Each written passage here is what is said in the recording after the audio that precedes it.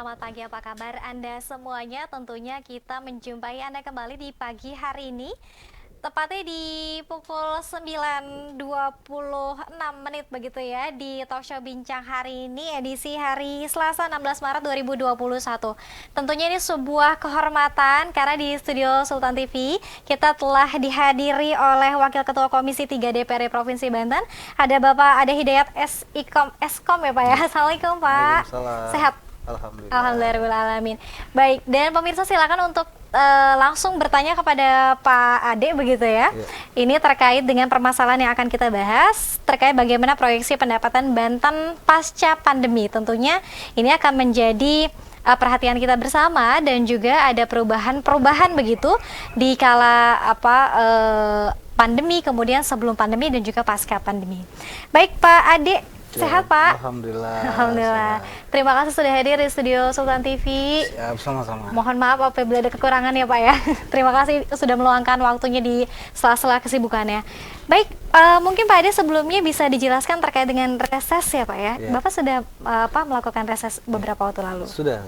Ya, seperti apa nih Ya, Pak? saya mungkin buka ya. Silakan.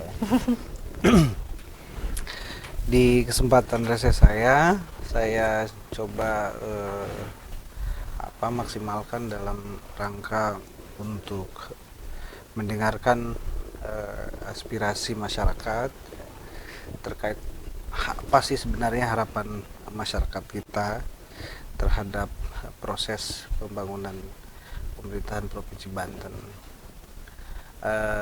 Ada banyak suara-suara masyarakat yang menjadi harapan agar ke depan tentu Banten ini menjadi lebih baik. Misalnya dari infrastruktur, suara masyarakat ada yang mempersepsikan bahwa Banten dari perspektif pembangunan infrastruktur ini masih ada ketimpangan. Misalnya antara Banten Selatan dengan Banten Utara. Mungkin ini suara masyarakat ya, bahwa kalau di Banten Utara mungkin sudah sedikit sekali menemukan jalan tanah ya, jalan berbatu, jalan berlubang, sementara di Banten Selatan tuh ya, taruhlah misalnya Lebak dan Pandeglang yang luasnya mungkin wilayah Banten itu ada di Lebak dan Pandeglang gitu. Nah, sisi ini yang diyakini oleh masyarakat menjadi faktor ketertinggalan ya, faktor di mana hari ini misalnya ekonomi masyarakat di sana ya tertinggal jauh perkembangannya dengan daerah-daerah yang ada di Banten Utara. Terlebih Banten Utara kan dekat dengan DKI, tentu ada pengaruh ya dari pertumbuhan ekonomi dan lain sebagainya. Nah, jadi tentu dalam perspektif itu saya tanggapi bahwa infrastruktur yang disajikan ya ke depan harus mampu menjadi faktor penyeimbang ya, antara pembangunan Banten Utara dan Banten Selatan gitu. Itu kira-kira salah satu di antara. Salah satu di antaranya. Baik, kalau terkait dengan pandemi Pak, kira-kira apa yang disampaikan oleh masyarakat ketika Bapak reses juga? Ya, masyarakat menyampaikan bahwa ingin cepat berlalu ya dengan kondisi yang seperti ini karena semua lini menjadi serba sulit ya. Terlebih mereka juga sangat khawatir dengan anak-anak mereka yang setiap hari ada di rumah karena tidak semua wilayah Banten ini ya memiliki jaringan internet yang bagus gitu ya. Terlebih lagi tadi infrastruktur di selatan berkaitan dengan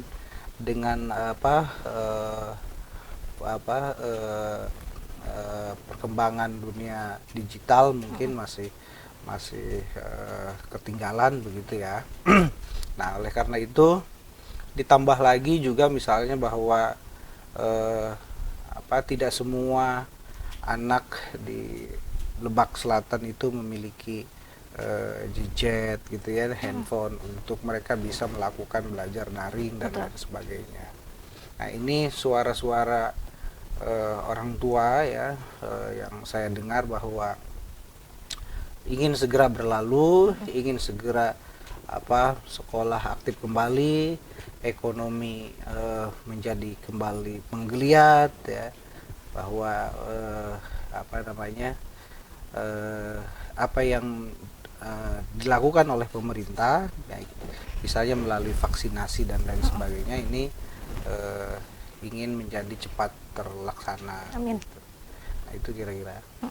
Kalau permasalahannya akses internet dan kemudian juga kepemilikan gadget, ini lagi-lagi titik beratnya pada Banten wilayah selatan lagi ya Pak ya? Iya, Banten Titik wilayah fokusnya. selatan lagi. Terlebih kan gini, kalau mungkin di tingkat SMA begitu ya, masih bisa dihitung atau diklasifikasikan dengan hitungan persentase mana yang memiliki ya gadget begitu, mana yang tidak, masih bisa. Sementara kalau di tingkat SMP atau SMA SD maksud saya, mereka gimana mau ikut daring kan begitu, karena tingkat ekonomi juga menjadi faktor pembeda ya begitu. Di musim yang sulit ini ya, dengan tanda petik misalnya boro-boro beli paket, boro-boro beli handphone misalnya begitu ya. Nah, ini yang menjadi faktor sulitnya anak-anak sekolah SD di Lebak misalnya, itu bahwa sampai saya juga ketemu dengan gurunya yang kemudian mengajar di pelosok ya begitu, di gunung.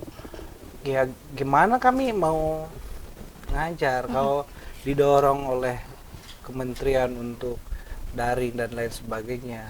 Di sini nggak ada fasilitasnya. Betul. Kan gitu, dan anak-anak nggak memiliki itu.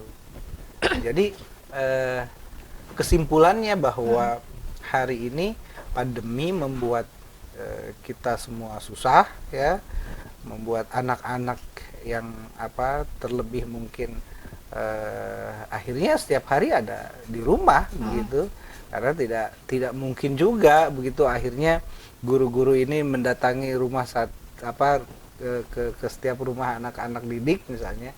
Nah, ini yang menjadi kerepotan.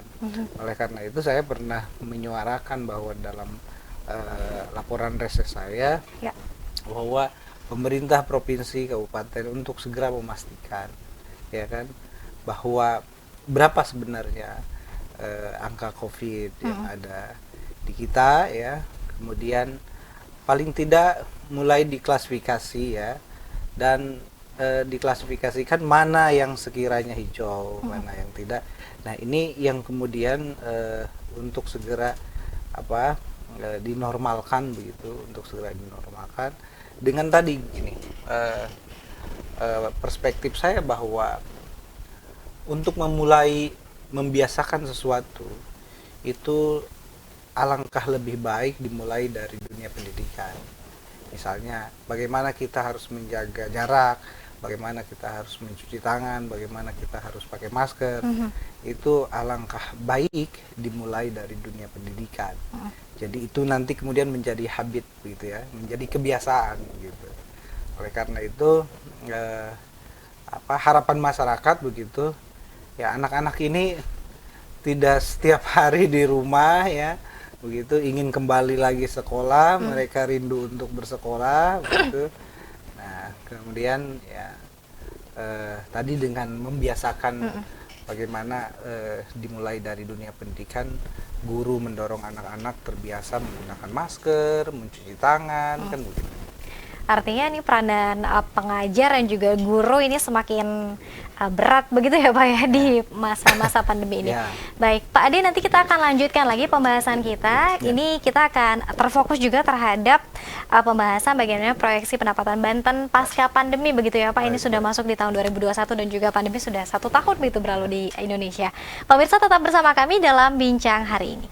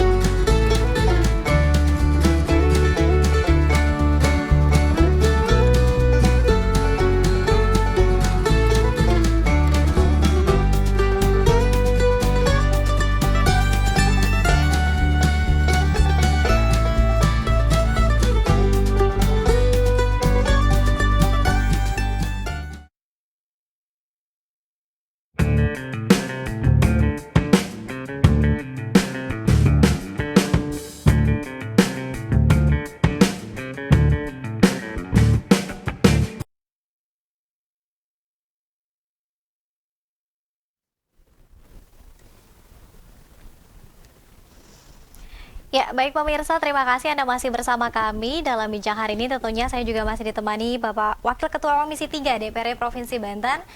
Terima kasih sekali lagi ya Pak sudah hadir, dan pemirsa silakan untuk melayangkan pertanyaan Anda atau pernyataan barangkali di kanal YouTube sultantv.co untuk langsung bertanya kepada Pak Ade. Kita tadi sudah bahas sedikit tentang riset ya Pak ya. Kemudian seperti apa nih Pak proyeksi pendapatan Banten pasca pandemi, atau barangkali Bapak bisa jelaskan terlebih dahulu nih, saat pandemi apakah kemudian sektor-sektor Provinsi Banten ini sangat terdampak begitu? Betul. Ya, itu dimulai adanya recofusing ya di tahun 2020 sampai 3 kali recofusing. Ya.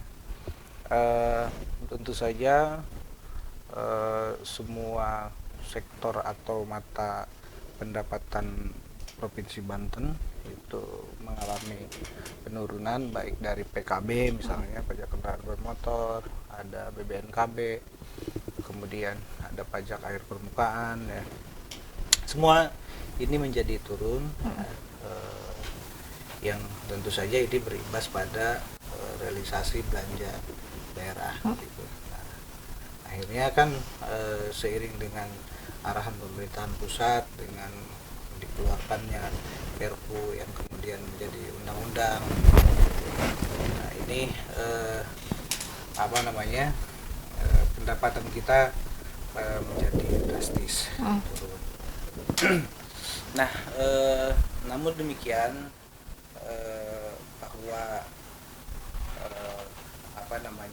ini menjadi pelajaran ya, menjadi pelajaran kita semua ketika suatu saat kita dihadapkan dengan kesulitan yang seperti ini, bahwa kita kan tidak pernah bisa menduga apa yang akan terjadi ke depan.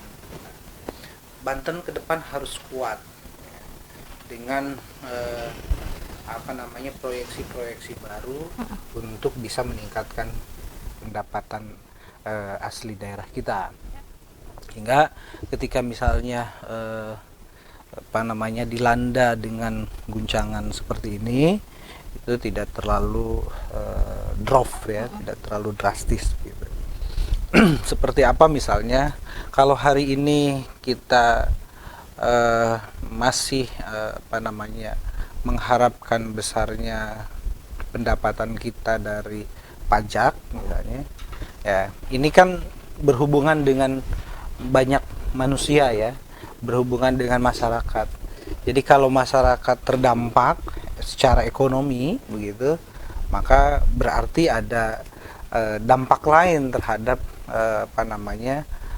kewajiban-kewajibannya untuk dapat dipenuhi. Misalnya begitu, seperti ini lagi sulit boro-boro mau bayar pajak begitu kan, buat beli beras aja di rumah misalnya gitu.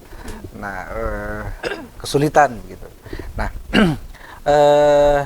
sekali lagi mungkin saya garis bawahi bahwa kejadian hari ini harus menjadi pelajaran pemerintah Provinsi Banten agar kita tidak terlalu mengandalkan pendapatan kita pada sektor pajak. Ya.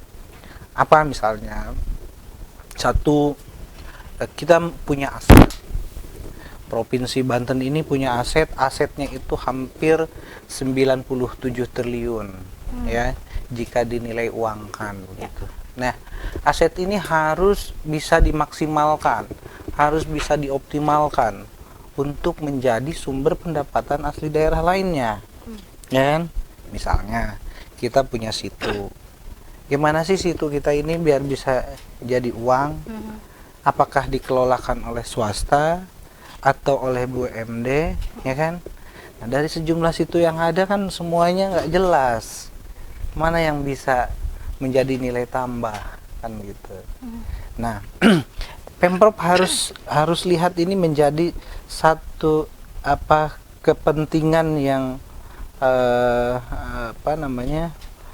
prioritas yang harus dibangun begitu, agar ke depan Pemprov lebih siap ketika dihadapkan dengan berbagai sesuatu kejadian yang di luar dugaan. Tidak gitu. hanya masa pandemi. Tidak ada masa pandemi gitu kan.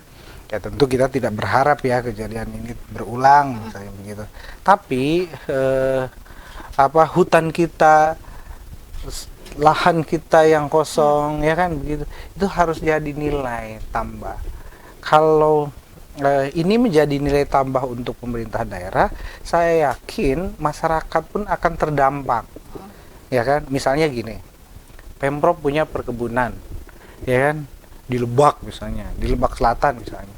Pasti kan butuh tenaga kerja, ya kan?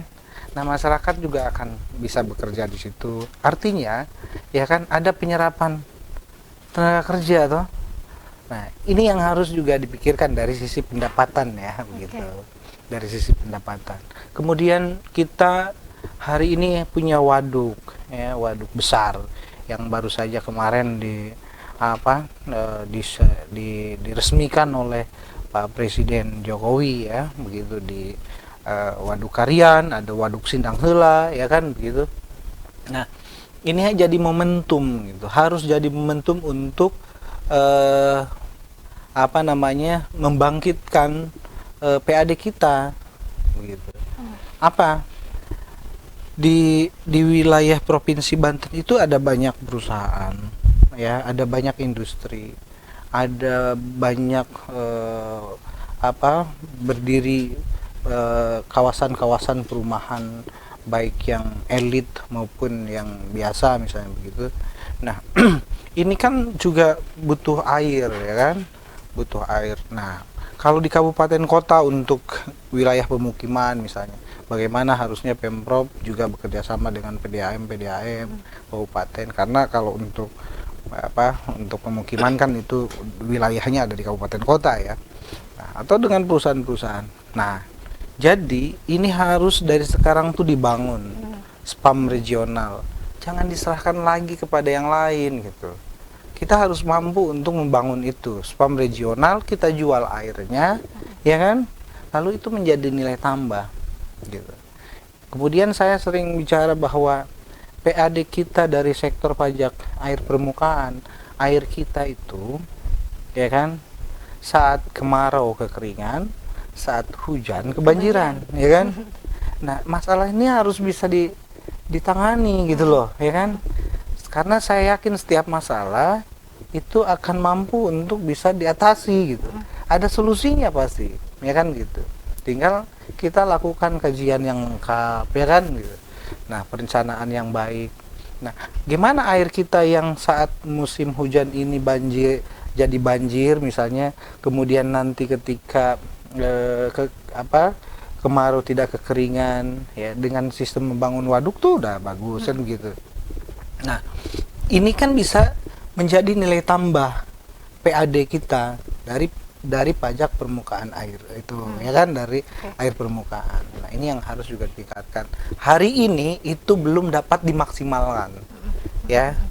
Persoalannya teknis, persoalan dengan izin menggunakan air permukaan, ya. Kemudian ada perusahaan yang tidak punya izin tapi menggunakan gitu, ketika akan ditagih pajaknya, ya kan, katanya tidak boleh nagih, padahal jelas-jelas sudah menggunakan air permukaan. Di dalam perda kita, ya, barang siapa atau lembaga yang menggunakan pajak air permukaan itu menjadi wajib pajak, ya. Persoalan teknis dia sudah dapat izin atau belum itu kan persoalan lain, ya kan. Ya, tentu seharusnya ini ditertibkan, jangan dibiarkan. Terlebih kan ini kemarin disoroti oleh KPK, ya kan, ya. Gitu. Itu kira-kira. Oke, dan kewenangannya berada di pemerintah Provinsi Banten, ya Pak? Iya. Ya? Oke. Artinya sektor pajak apakah yang paling terdampak ketika masa pandemi seperti saat ini? Yang paling PKB dan BBNKB. Okay. BBNKB 1, BBNKB 2 gimana mau jual mau beli mobil, ya kan, musim kayak gini, terkait dengan BBNKB 1, BBNKB 2 kan balik nama gitu kan. Nah, ini yang sangat terdampak, tapi saya yakin sektor-sektor lainnya masih mampu untuk dioptimalkan. Oke. Gitu. Baik. Pak Ade, kita akan coba membacakan pertanyaan yang sudah mampir begitu ya di kanal YouTube Sultan TV. Yang pertama kita akan bacakan, Pak Ade, bagaimana cara membangkitkan daya beli masyarakat jika pendapatan masih menurun? Upaya apa yang dilakukan pemerintah daerah? Silakan Pak Ade. Ya, untuk meningkatkan daya beli ya, ini kan kalau saya perspektif pemerintahan, government, ini sistem semuanya ya, satu sama lain itu sangat terkait.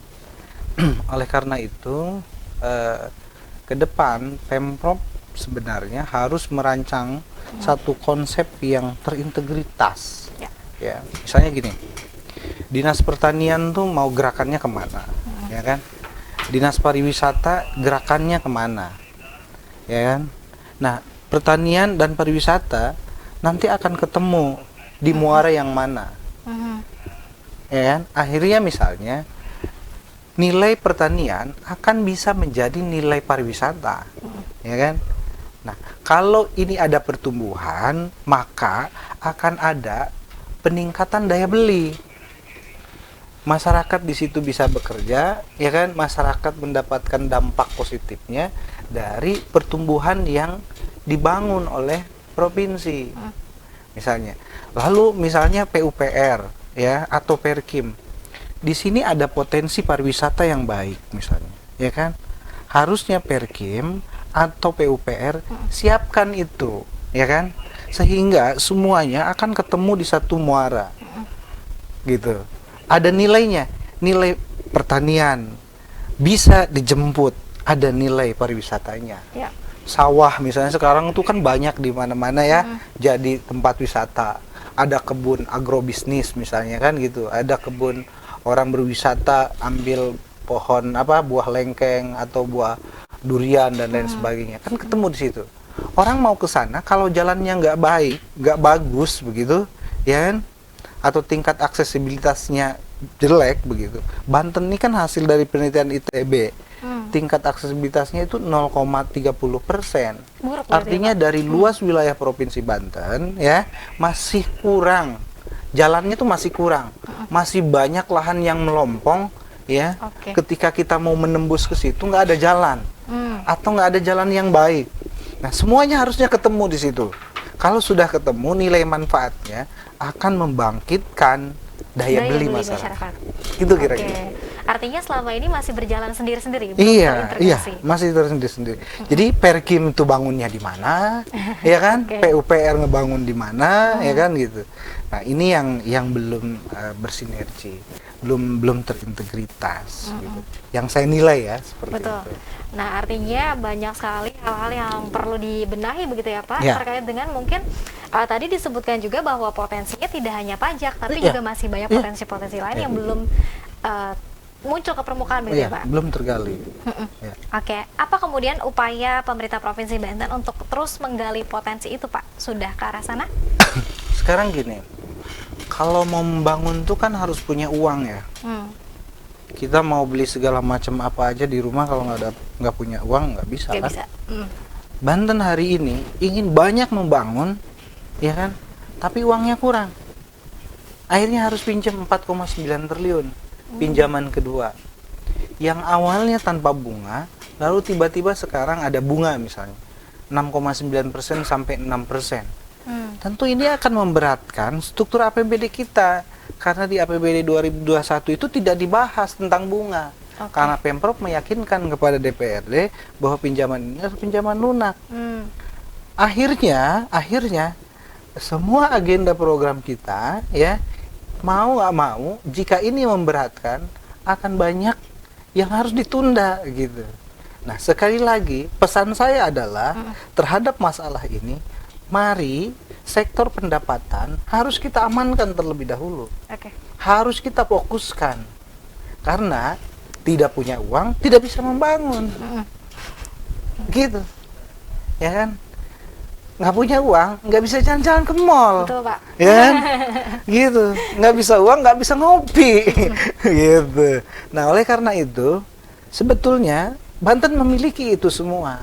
Tinggal bagaimana pemerintah Provinsi Banten hari ini yang ada dan yang berkuasa harus lihat sektor ini menjadi sektor yang sangat penting begitu untuk diamankan.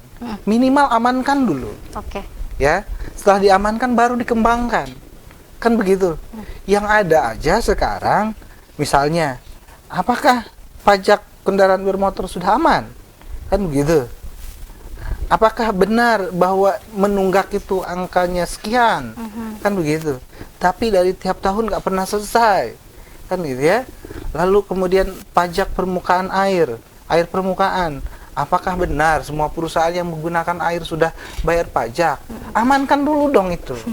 Oke. Kita nggak bisa cuma kita doang, ya kan, mengawasi begitu. Tapi harus semua. Gubernur harus turun. Gubernur harus memastikan anak buahnya untuk bisa mengamankan pendapatan kita. Jadi gimana mau membangun, ya kan? Banyak mimpi tapi nggak punya duit, Oke.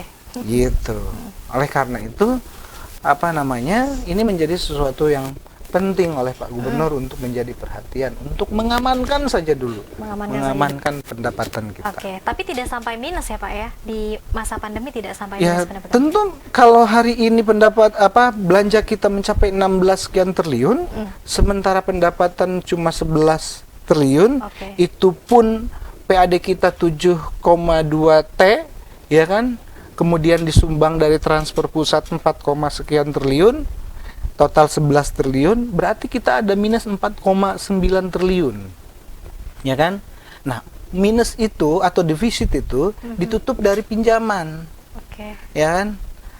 Dulu saat pembahasan cerita kepada DPRD bahwa pusat meminjamkan uang kepada kita, ya, percepatan pembangunan ekonomi ya, dampak Covid.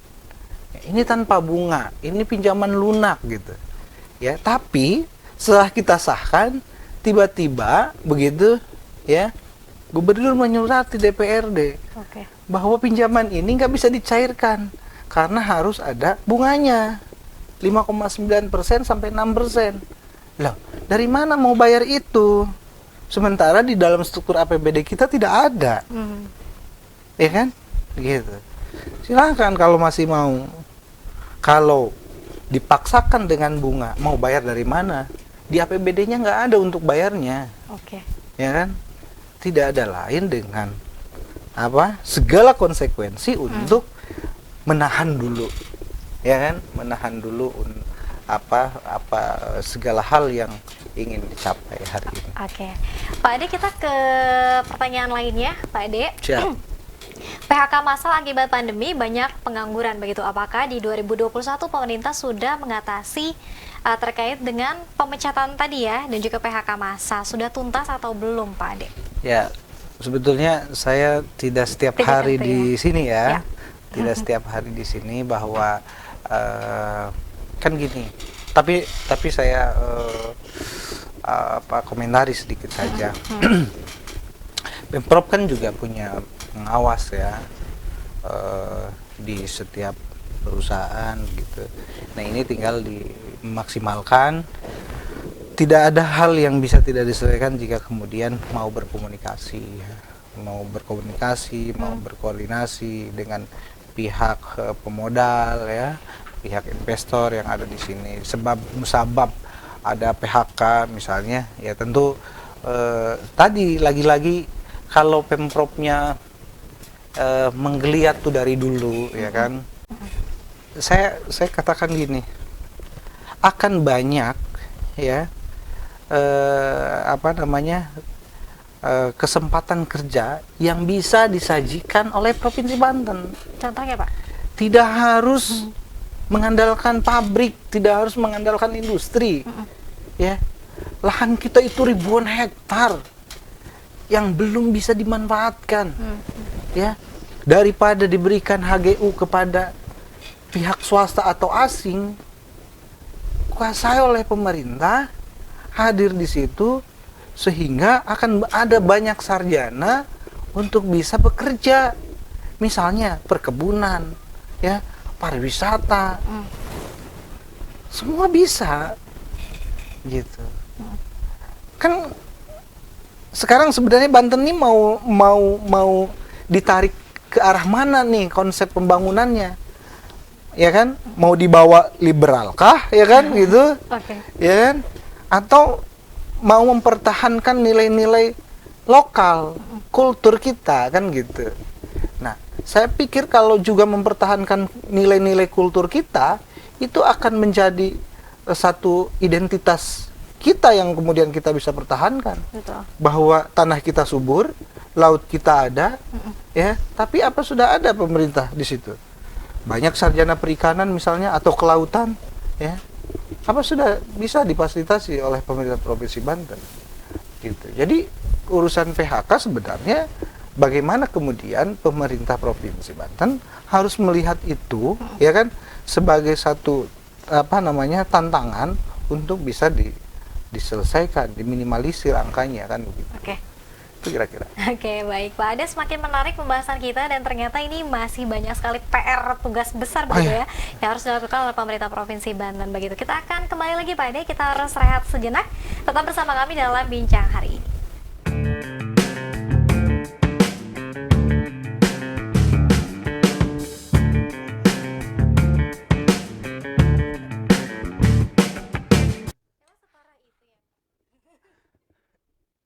Kalau saya itu bicara adanya ya, tiap hari di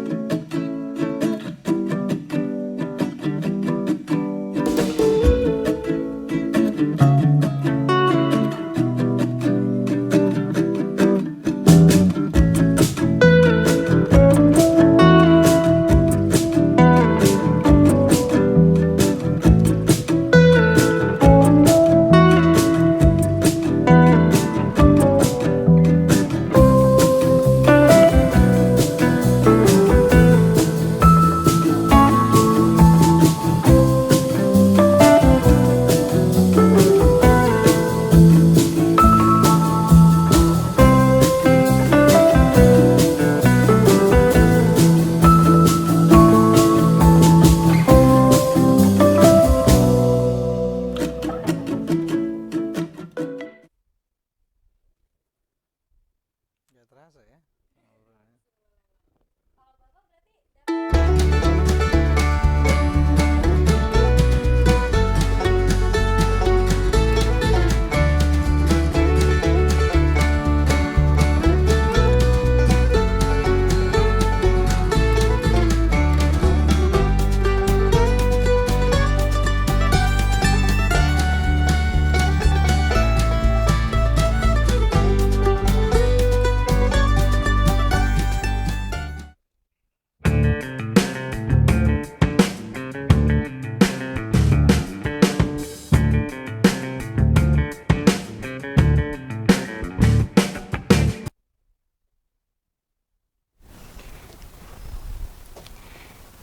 Ya, baik, terima kasih pemirsa, Anda masih bersama kami. Tentunya saya juga masih ditemani Bapak Wakil Ketua Komisi 3 DPRD Provinsi Banten, Bapak Ade Hidayat. Begitu, ini banyak sekali PR-nya tadi sudah dijelaskan.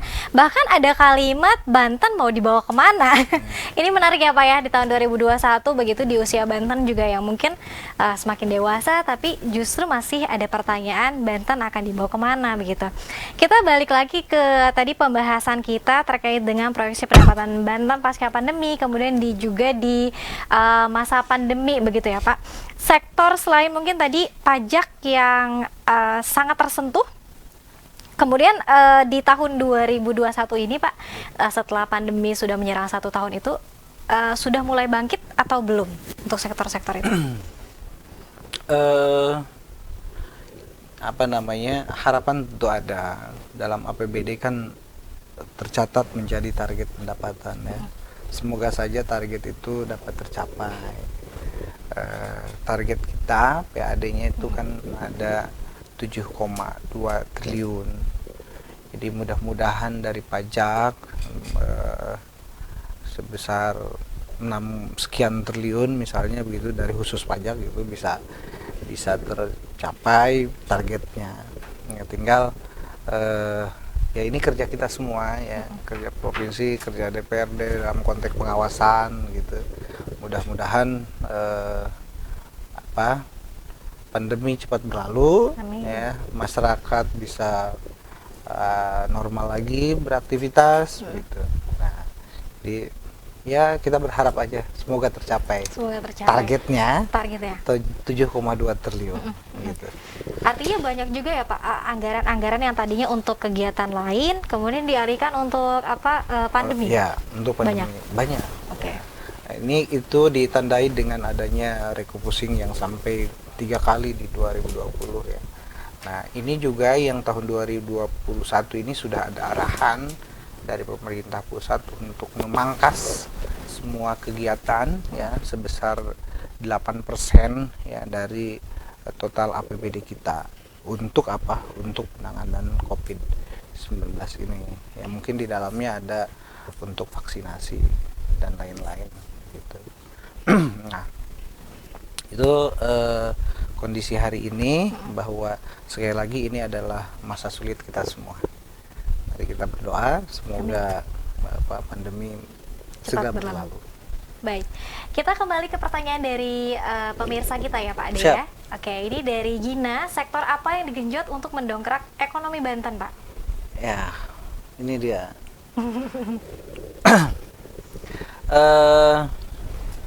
Banyak ya sebenarnya sektornya tadi. Saya sudah banyak kasih contoh itu. Teh Gina ya. Dimulai dari konsep membangun ya. Dimulai dari konsep membangun sehingga kita bisa melihat sekarang gini deh. Jepang tuh kenapa cepat maju ya setelah mereka dibom atom gitu di Hiroshima dan Nagasaki, karena mereka membangunnya mulai dari budaya mereka. Ya, mereka bangun Jepang mulai dari budaya mereka. Kita juga sama harusnya kayak gitu. Nanti akan ada pertumbuhan identitas kita gitu. Nah, sehingga tadi bahwa Pemprov nih harus sudah mulai menyatu ya dari semua program dan kegiatannya, sehingga nanti ketemu di satu muara gitu ya.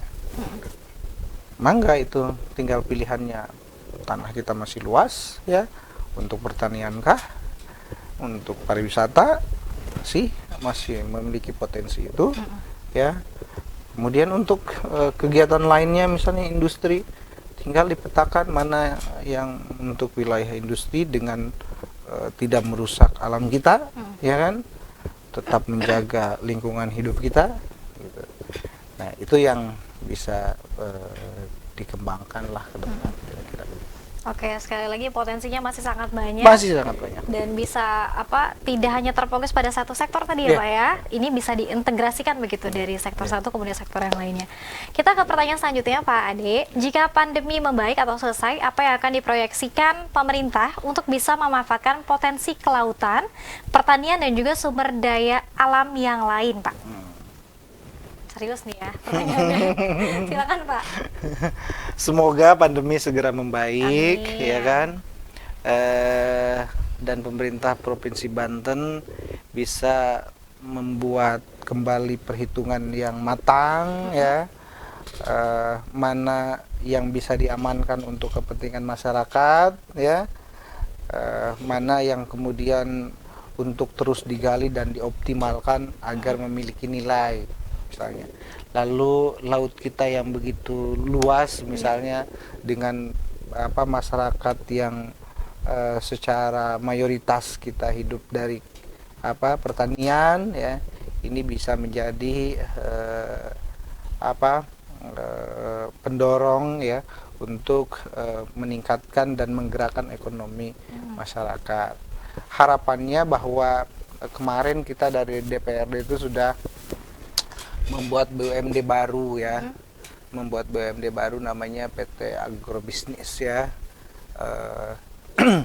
Harapan dari kita mendirikan perusahaan baru milik daerah ini adalah dalam rangka untuk membantu masyarakat, karena ketika kita ketemu sama masyarakat petani itu di daerah, Pak, kita nih lagi panen, ya,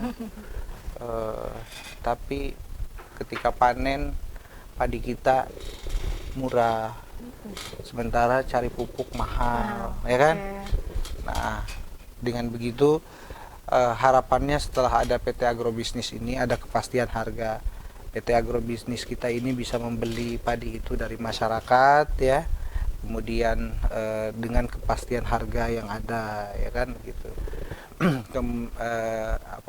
Juga perikanan kita dengan kelautannya, ya, bisa menjadi nilai tambah masyarakat guna meningkatkan daya beli, ya, daya beli masyarakat. Nah, itu yang kemarin di tahun 2020 ya sudah kita selesaikan, dan mudah-mudahan PT Agrobisnis ini berjalan sesuai dengan harapan, ya, sehingga masyarakat begitu panen, ya, ada gabah, ini gabahnya laku dan punya nilai jual. Betul. Oke, baik. Dan kemudian Pak, selain mungkin tadi mengamankan terlebih dahulu ya pendapatan yang dimiliki oleh Provinsi Banten, strategi apa kemudian yang akan dilakukan oleh Pemprov, DPRD dalam hal ini untuk kemudian mencoba menyusun strategi membangkitkan ekonomi di Banten? Langkah awal begitu ya Pak ya? Tadi ya, ini kan cara kerja kita semua, ya, tidak hanya Pemprov, di situ juga ada pemerintahan pusat, ya, tentu ada strategi dan skema, ya, dalam rangka menggerakkan perekonomian daerah kita. Pesan saya bahwa janganlah ketika kita melakukan sesuatu, ya, dalam konteks melakukan pembangunan itu mengedepankan citra, ya. Tapi lihat dulu kepentingan masyarakat. Masyarakat tuh sebetulnya butuh apa, ya. Contoh misalnya di skema anggaran kita itu ada satu dinas yang sangat besar sekali, nilainya mencapai 4, sekian triliun misalnya. Ya.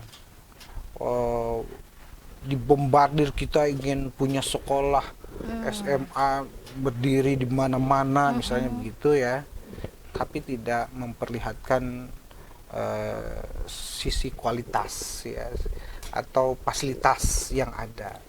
Harusnya tuh yang gini, fasilitasnya dulu yang ada dilengkapi, ya kan, diperbaiki. Di musim pandemi kita menyesuaikan keadaan atau kemampuan pendapatan kita, ya kan.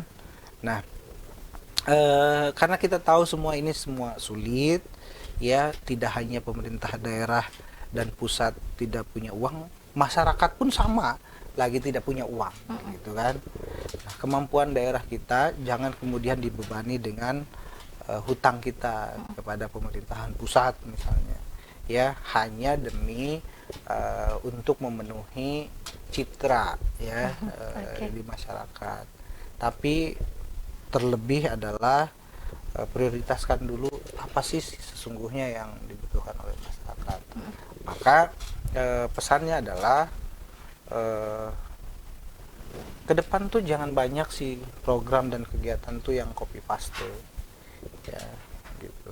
Harus real, harus lihat realita, ya, harus ada kajiannya tuh harus dikuatkan, gitu. Ada data, ya, datanya seperti apa sebenarnya. Misalnya di wilayah kita dengan jumlah 8 kabupaten kota, mana yang harus diperbaiki segera dunia pendidikannya, ya kan, misalnya. Karena masih banyak SMA dan SMK, taruhlah SMK misalnya, ya. Karena kan sektor ini juga yang ke depan akan mempengaruhi terhadap indeks, ya, indeks pertumbuhan manusia sendiri, IPM, kualitas manusia. Jadi kalau belajarnya SMK misalnya, ya, judulnya tuh SMK gitu, ya kan, tapi di sekolahnya nggak ada satu pun alat praktek, kan gitu misalnya, buat apa kan gitu. Nah, jadi lengkapin dulu itu, jangan bombastis ingin bangun di sana sini tapi tidak terencana dengan baik, akhirnya terbengkalai dan ini hanya menarik. menghambur-hamburkan uang. Pak Ade, menarik ya, ini ternyata direkam juga oleh Pak Ade terkait dengan kegiatan copy paste yang mungkin berulang setiap tahun, tidak ada inovasi dan tidak real begitu ya Pak Ade ya, di setiap tahun. Pak Ade, terima kasih banyak, namun ini sayang waktu kita sudah habis. Pak Ade. Sementara pembahasan juga masih banyak tadi ya sebetulnya. Pak Ade, silakan mungkin kalimat terakhir atau closing statement yang ingin disampaikan kepada pemirsa Sultan TV, silakan.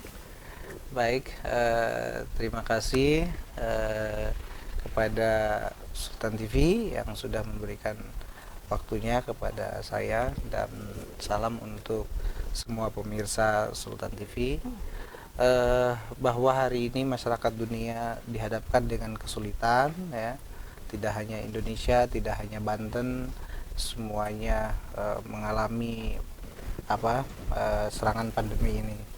Tentu kita berharap semoga pandemi ini cepat berlalu, ya, kita kembali normal, masyarakat kembali berkegiatan. Oleh karena itu, mari kita dukung, ya, upaya pemerintah dalam rangka mengatasi pandemi ini, seperti menjaga jarak, mencuci tangan, ya kan, begitu, dengan memakai masker. Oleh karena itu, insya Allah mudah-mudahan pandemi ini akan segera berlalu. Dan terakhir, akan ada vaksinasi, ya, ikuti vaksin. Gitu. Kira-kira.